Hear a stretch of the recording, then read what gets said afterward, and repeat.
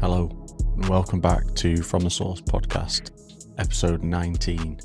And today we're going to be speaking about how you can find your motivation to keep running, basically even when you can't be asked to, which is more common than most people think. And if you've not got to that stage yet in your running plan or your running training, you will do. It's a very common thing, and people hit the training wall at different times, feels different. It's just different for each person, really. So I'm going to talk through about a few things that I've done, how it's kind of come about for me, and kind of what I've done to get past those mental blocks that we all kind of feel. So talking points for today, I've spoke about this on another episode about like kind of finding your why, which every time I say it just sounds like super cheesy, but you know, you need to find that reason to get yourself up in the morning or in the afternoon and get yourself out there and train. Kind of some positive self-talk that you can do for yourself. Something that I sometimes do is about like making the training a bit more fun for you. Thinking about like, which is linked to your why, like motivating yourself, like motivating that future you, like what you want to look like, what you want to feel like, etc. And then kind of some, call it maybe systems to beat your willpower to not train, which is linked to kind of consistency and making it easy for you to maintain those training days every week, and therefore like getting to, you know, your end goal, if it's losing weight or your training plan or your marathon race and stuff like that. Connecting to your why. So this, I've obviously, like I said, I talk about this on previous episodes. It's about identifying what gets you up in the morning and what is making you go out and train. And there has to be something. And initially, you know, you might think your why is because you've seen your mates on Instagram going out and you're kind of jealous and you want to be like them. That's great to get you out the door, but that will soon fade. It needs to be something that you want to do, which is so obvious, but it's always forgotten. Because when you're 6-10 weeks deep into a training plan, or even that really tough session, you know, you need to remember why you're starting. So obviously I've spoke about that I'm doing Manchester Marathon, but it's in April. My why is I initially started seeing loads of people doing marathon plans, marathon training, but I've wanted to break the the 3:30 barrier. So I want to get as close to the 3:30 as I can to beat it. That is my why. And currently it's September, and obviously we're near enough 7 months away. So my barriers have been, it's like 6-7 months away. It's fine. I can train later. So I've kind of changed my training a little bit to stop that boredom, to help me get out the door and help me still run and train. Maybe not at the kind of the 100k a week that my training plan says I need to be doing, but floating around the 60 to 70k mark just to keep everything ticking over. So for other people, your reasons, obviously stress relief, body performance, and you want to look better in the mirror. You want to be doing it for like your family, or just want to be doing it for a bit of confidence. So you need to be finding out what your why is and remembering that every time that you're training. Because without that, on those tough cold nights as we approach like December and stuff, all of that will help you. So, you know, when you're feeling stressed after like a bad day of work, like, which is linked to consistency later on, but, you know, use the why to help you. So you've been stressed at work, you come home, you're leaving that at the door, you're getting your stuff on, you're going out, you're training, you're coming back, you'll feel miles better. I guarantee you will feel better about it. Maybe not when you first stop, but when you get in bed at night and you think, oh, thank God I did that. Like, I should have just done that. Pat yourself on the back and work out a pattern that works for you. So maybe like running at night when it's quiet is nice. Gather all of this little bit of information from yourself and then add that into your why, and that goes into your motivation. So when I spoke about at the start about like your positive self-talk that you need to be speaking about. You want to be trying none of that like negative Nancy type stuff. It's not the woe is me and the victim mentality, which is what I've been reading in a book actually, which is about the victim mentality. I can't remember the name of the book. I think the author's called like Daniel Yates or something, which is obviously about the victim mentality. And you think obviously the world's against you and everything like that. You need to be flipping that like kind of mindset to be more positive. So yes, it might be hard, this training session tonight, but I'm going to break it up into 5 sections. And I'm going to do 5 sections, and each one I complete is more confidence for the next one. So for example, I do like a 10-mile run. Maybe if you're not feeling it that day, you do 5 2-milers. So you do 2 miles, walk or go a slower pace than what you did, another 2 miles, etc. till you finish. And instead of just thinking, oh, I was going to do 10 miles and stopping at 2 and not doing any more, you've broken it down and you've actually done what you said you were going to do, just with little breaks in between. And that may be just for that one session, but maybe the next time you do a 10-miler, you can run it all the way through because you're feeling motivated, you've eaten well, you've not had a bad day at work, loads of different things mixed into that. But that positive self-talk, you can do this. Like Ronnie Coleman and stuff. If anyone knows about Ronnie Coleman, obviously, like, he used to say, like, it used to be really heavy weights, but he used to say, like, lightweight. That was his way of tricking his brain into thinking that it was light, even though he was squatting like 600 pounds or something mental. But, it's changing that perception of like a workout. And this is also about like surrounding yourself with like better people, like more positive people that are going to help you, more positive people that, when you're in the depths of a race, they're not going to also think, you know what, I'll say I'll stop, and then he'll say I'll stop, and then we'll both stop, because that just doesn't benefit anyone. You feel good in the moment that, you've stopped, but you get home and you'll just feel shit about it. So to kind of celebrate those small wins, increase that positive, like, talk to yourself. A lot of the episodes recently I've found like zone 2s, you've got to talk to yourself when you're running. I'm saying like positive self-talk now when you're running.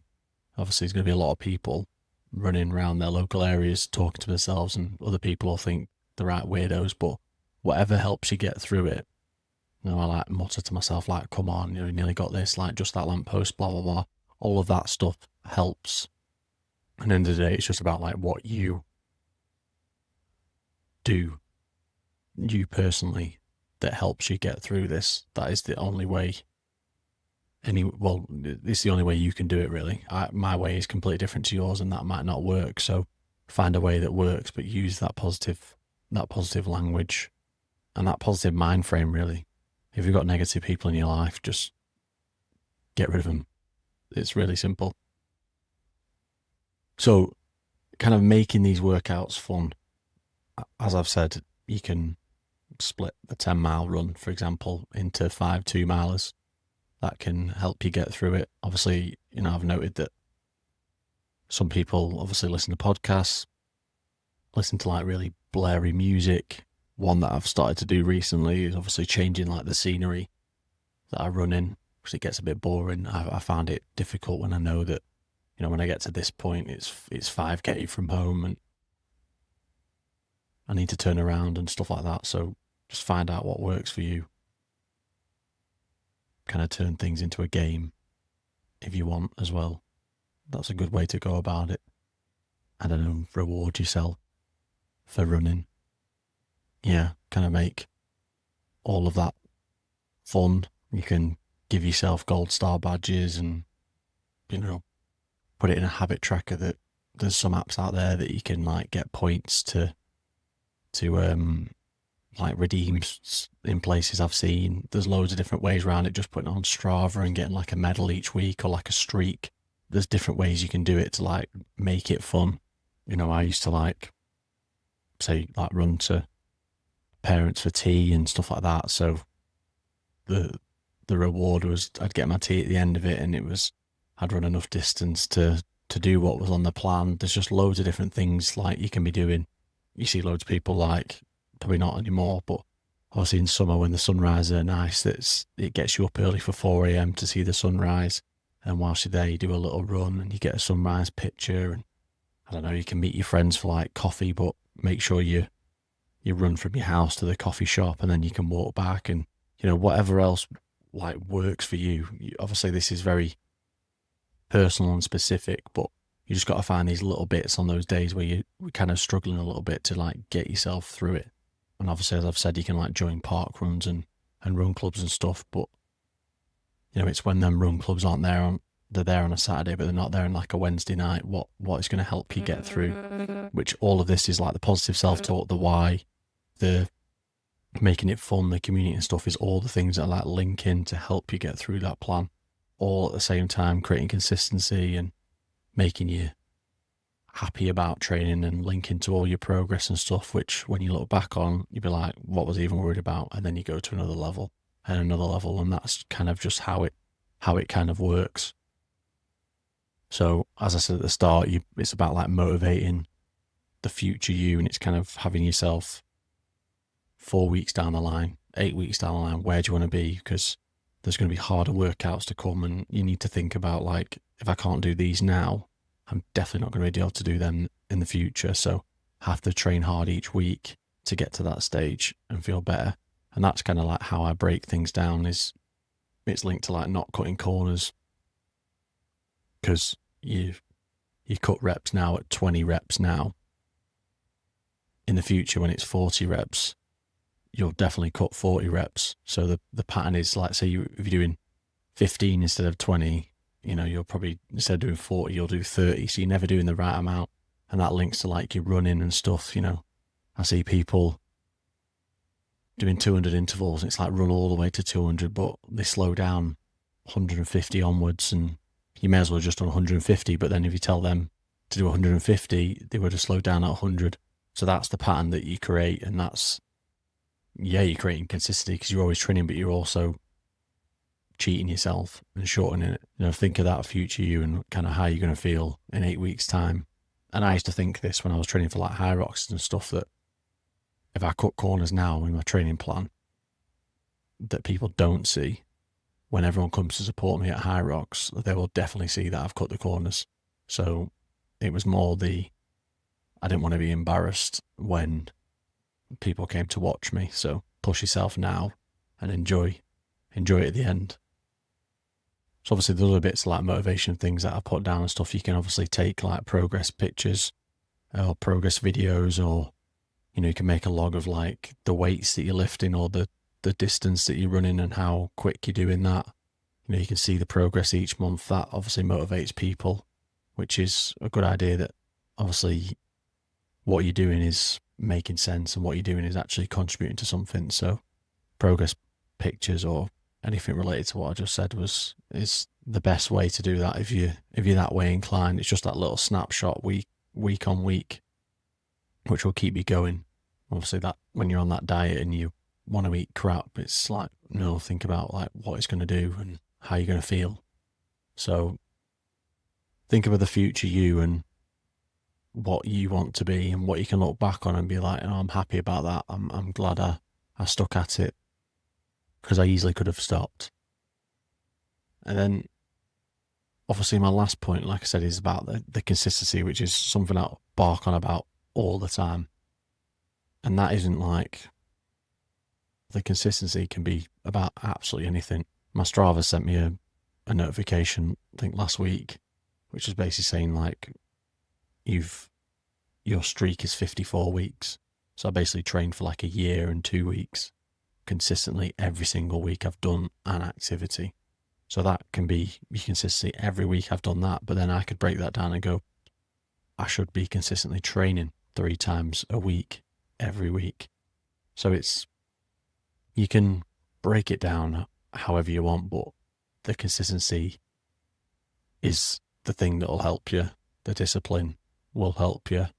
And both of those things mixed in with all of those points that I've mentioned about your future self, positive talk, making it fun, kind of finding your why, you know, finding people around you that want to help you, also want to come on this journey, you're also going through exactly the same thing, will help you. And it's that willpower to be like, you know what, I want to go see my friends on Friday, but before that I'm going to train for an hour and I'm going to earn it. And that's what I do. I try and reward myself by doing something I planned on doing anyway, in terms of like going out to the pub or something. But I earn it by doing the run, or at the minute all I'm doing is running. But, you know, if it was like saying going to the gym and doing the workout or doing like a hard session, it'd be something in exchange for a positive reinforcement of like going out and seeing people and your friends. But if you don't have the willpower for it, you can easily go, well, I was going to go see my mates anyway. I'll just cancel the training and I'll just go. And all that is doing is not helping that consistency, and it's ruining your discipline. And without those two things, you're pretty much dead in the water. And that plan is, like I said, linked to your why, is not going to get off the ground. Going to get 2-3 weeks in, you're slowly cutting corners. Then the plan doesn't continue. And, you know, if you've made the plan yourself, you wasted your time. If you bought it off someone, you've wasted your money. And any of the kit that you bought, it's pretty simple. You know, when I look at people running and I think, you look like a runner, you've seriously put the work in to get there. So if I'm thinking that, people who obviously are just into training are probably thinking that about like me and other people. And it's, you know, the human brain is like wishing to be better, but without putting the work in. And as we know, if you've got any form of social media, you'll see that you're not going to get anywhere if you don't put the graft in. So you're going to watch loads of people fly past you. And, you know, it's like woulda, coulda, shoulda type thing. Motivation can come from a book, and it can come from listening to me on the podcast or listening to someone else on like TikTok. It can come from all of those things. But the main thing is that the motivation comes from like your action. And you can make it small, make it fun, make the whole plan about obviously you, but you've got to show up and you've got to do the same things week in, week out, apart from obviously the variations of your training plan and stuff like that, the different sessions, but it's all about you. So at the end here, I've put about like a little weekly challenge, but I mean, obviously I don't know how many people will get this far in the video to watch this, but a bit of a weekly challenge is to write it down. You don't have to send them in, but you can if you want. But, you know, write one sentence about like your why. Set like a minimum run, if this is about run, or if you're going to do the gym, how many times you're going to go to the gym and train well. But what's the distance of run you're going to do this week, and stick to it, and then complete, depending on the distance, but like three sessions to get to that goal. So please send them in actually if you want to do that. So just those 3 things: your why, your distance or your session times, and then complete 3 sessions in a week.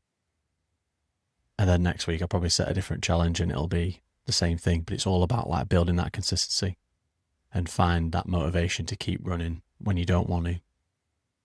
And I'll tell you now, when it starts to get cold and it rains and you're in November, December and it's dark and you don't want to go out, you need to find your why. You can't just be a summer runner, because if you're anything like me at Christmas, you just eat food for days and it's a long time to summer from Christmas. So keep at it, stay motivated, and just keep digging in. Follow us on all the socials. They're in the description of the YouTube video. And obviously if you're watching this on TikTok or Instagram, hello, you've already found us. Please comment, like, share, all of the above. Hopefully you enjoyed the episode. Please let me know what episodes you want me to do in the future, and I will see you on the next one.